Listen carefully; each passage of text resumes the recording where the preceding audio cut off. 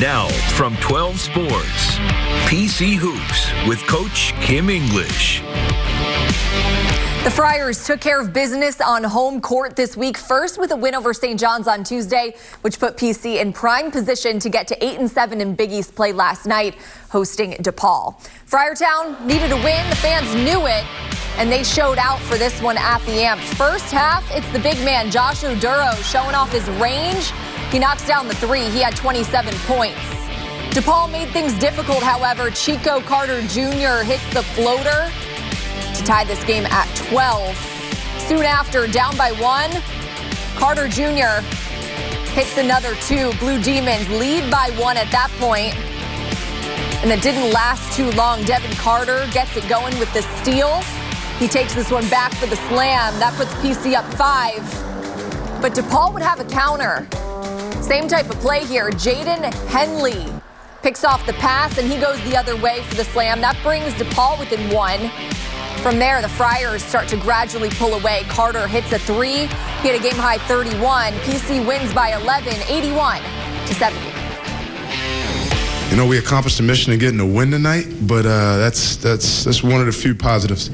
Very disappointed in our focus, attention to detail, execution in the first half for maybe the second 14 minutes, and very disappointed in the way we ended this game. On Friday, we heard from Bryce Hopkins for the first time since going down with the season-ending ACL tear. Sam Knox has more. Taylor, in early January, Bryce Hopkins suffered that season-ending knee injury that silenced the Amica Mutual Pavilion. But since then, Hopkins has been recovering and things are going smoothly. I'm feeling good, better day by day. You know, it's a tough process. It's moving slowly, but it is moving in the right direction. My knee is getting stronger. I'm able to put more pressure on it as of today, and, just trying to get better day by day. Mentally, Hopkins has been tested, but has answered with positivity. I'm trying to tell myself I'm going to come back better from this, and, I'm going to come back stronger from this, and it's only going to make me stronger mentally. So I'm taking it day by day, and, I'm really, really proud of the progress I've made so far. And the support he's gotten from fans, family members, and friends has been instrumental during the recovery process. I have a lot of messages to read still, because there's so many that they've sent to me, but, it just goes back to, the fans here, and, I just love playing in front of them, and, I miss playing in front of them as well. His coach, Kim English, also speaking to how Hopkins has handled the adversity. I think he's been incredible. His voice, his presence in our shoot-arounds and practices, and obviously at the Amp on game day. Bryce is certain he'll be back in Friartown next year, a moment he's excited for. It's probably going to be a little emotional at the beginning. My first game back in after my surgery, when I was sitting behind the bench and was watching the intros and all the stuff like that, it was a little emotional. I started tearing up a little bit, just miss being out there with the guys. But, I have thought about it, and I can't wait for that moment to come. Great to hear from Bryce. Always a positive attitude, even when things aren't necessarily going his way. The Friars will definitely get a boost when number 23 comes back. Taylor? They will. Thanks, Sam. This week's trivia question is, what year did the Providence College men's basketball team play its first official game? And email your answers right now to sports@WPRI.com. First person to get it right will receive a prize. We'll reveal the answer later. All right, still to come on the PC Hoops Coaches Show, our one-on-one interview, as we do every week, with the Friar head coach. We'll be right back.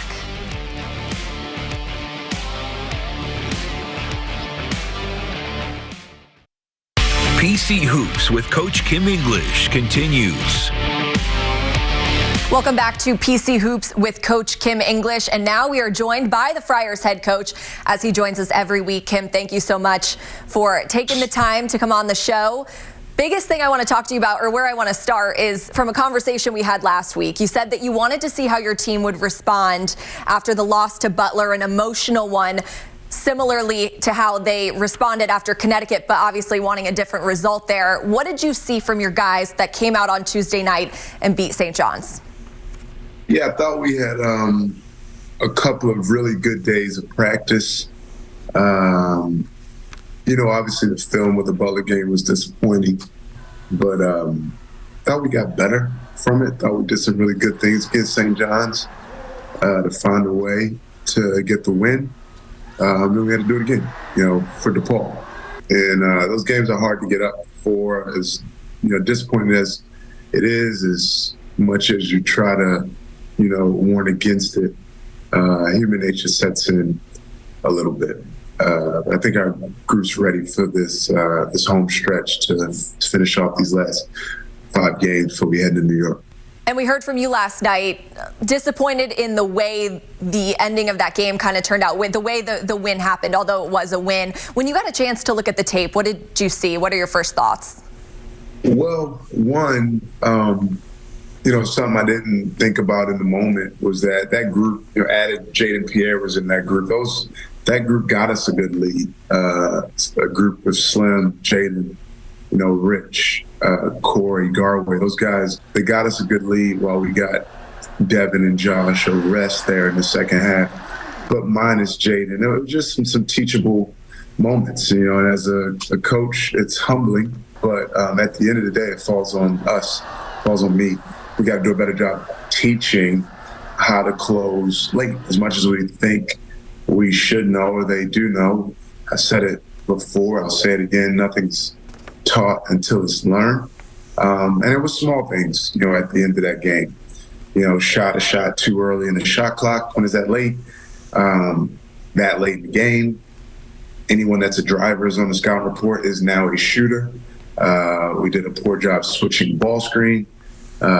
Slim heard us say not to foul late, and he gave up a bucket. Not foul doesn't mean don't guard. So I actually watched the end of the game and took it all on myself. And I look forward to getting with the guys Monday and watching film and learning and continue to get better and grow. How valuable, especially at this point in the season, is it to have those teachable moments, things that you can build on, but also still get that win at a crucial point? Yeah, the win's always the mission. And, no matter what the circumstances are without Bryce, without Josh at Butler, there is still always a path to victory for our group. We have enough. I was excited in that game about all the minutes that Garway and Richard and Slim were able to attain. Winning is the ultimate mission. And as much as a lot of the crap around college basketball and the tournament selections, winning is still the most important thing. Our game is still a zero-sum game. At the end of the day, winning and losing is the only metric that really matters. Big night for Devin Carter, as it seems like is every night, and he was named this week to the Player of the Year midseason team nationally. For you, as a guy that works with him every single day, for him to get that national recognition, what does that say about the player? And obviously we've been talking about it, but what do you have to say about the kind of season that he's having on a national scale? Yeah, it started in the spring, honestly, spring to summer. His work ethic, his consistency, his durability, his toughness to show up every night, to show up on the top of every team's scouting report. He's just continued to expand his game and grow and improve. I mean, he's having a great game every game and still coming in and out of film sessions in front of the group, privately, with me, with some of the assistants, still getting criticism from us of how he can improve, and just continuing to answer that bell. I think he's had a remarkable season, and I'm just as excited as everyone else to watch him perform in every matchup that we have. Another player I want to ask you about who's had a big week, Josh Oduro. You were saying in your press conference earlier this week that you are the godfather to his son. What's the importance of relationships for you, and how much do you value that in your role as a head coach? Yeah, that means the world to me, to us as coaches, because all we want, truthfully, is, the unconditional trust of our athletes. When they know that what we want for them is equal to or more than what they want for themselves. And obviously, Josh and I share that with each other, and it's beyond basketball. We only get them for 1, 2, 3, 4 years, but they get us for the rest of their lives. And for that to be reign true with Josh and his son Gabe, and his wife, Caroline. I'm honored to really be there for them and their family for the rest of my life. Yeah, that's incredible. He's obviously been incredible on the court as well for you guys this season. What are the keys back to the court of it all to taking on Xavier, one of your worst losses from a point standpoint in Big East play? And how much of is that of a motivation to maybe flip the script and get this win this week? Yeah, I mean, it's whatever the motivation is. It's a really important game for us. They obviously got us good. They played really well. We didn't play well. We need to be better. We had some good stretches in that game early. I think we were up 11, but they played really well. They rebounded, they pushed it in transition, they made shots, they got shots. They played as well as a game all around as we've seen in this league. But again, like any game, it's about us being better. We can withstand a team playing really well. Creighton played as good as an offensive game as I've ever seen in our building a few weeks ago, but we still found a way to win. It's about us, executing to our principles and our standards. All right, well, good luck this week, Coach. Thank you so much for joining us again. And more of PC Hoops with Coach Kim English continues after this.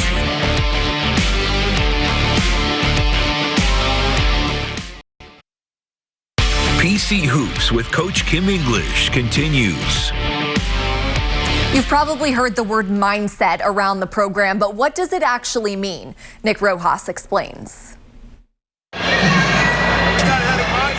What may seem like catchphrases or slogans to outsiders is actually critical to how the Friars communicate, especially in a tough league like the Big East. We use catchphrases so that we can have very quick and easy ways to jar our minds into being ready to do whatever we need to do. A few catchphrases that's been through our program: Leo, Kaizen, Chop Wood. So what, now what? Like on to the next. No closer.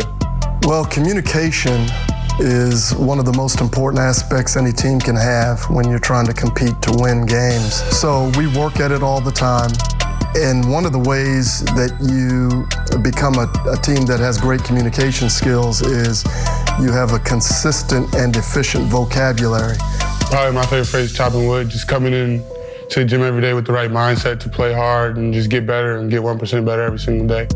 Every day, no matter what's going on, you're doing good things or bad things, just continue to put in the work that's required, doing what's necessary to be done. The main one that stood out to me is you are what you repeatedly do. It being my 5th year in college, I kind of got to see over the years the thing that habits could bring to a game. Just coming to work every day with the right mindset to compete, to do the right things, to execute.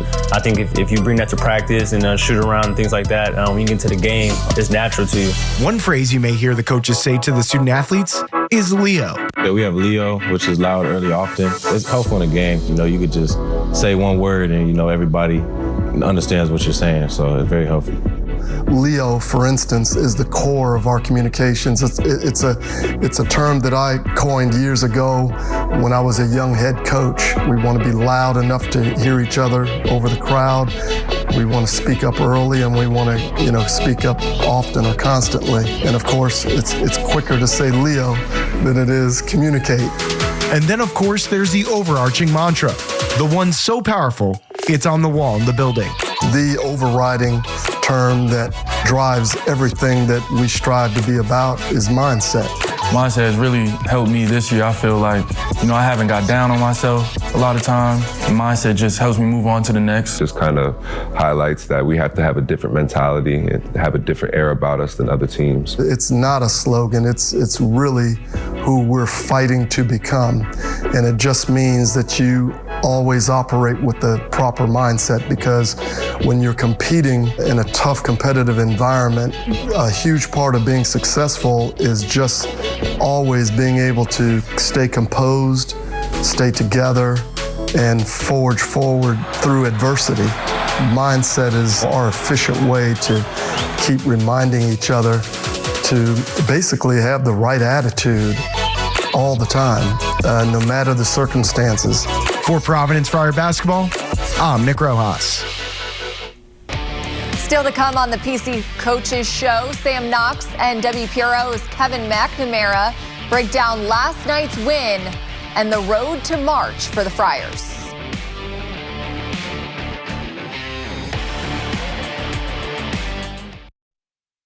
PC Hoops with Coach Kim English continues.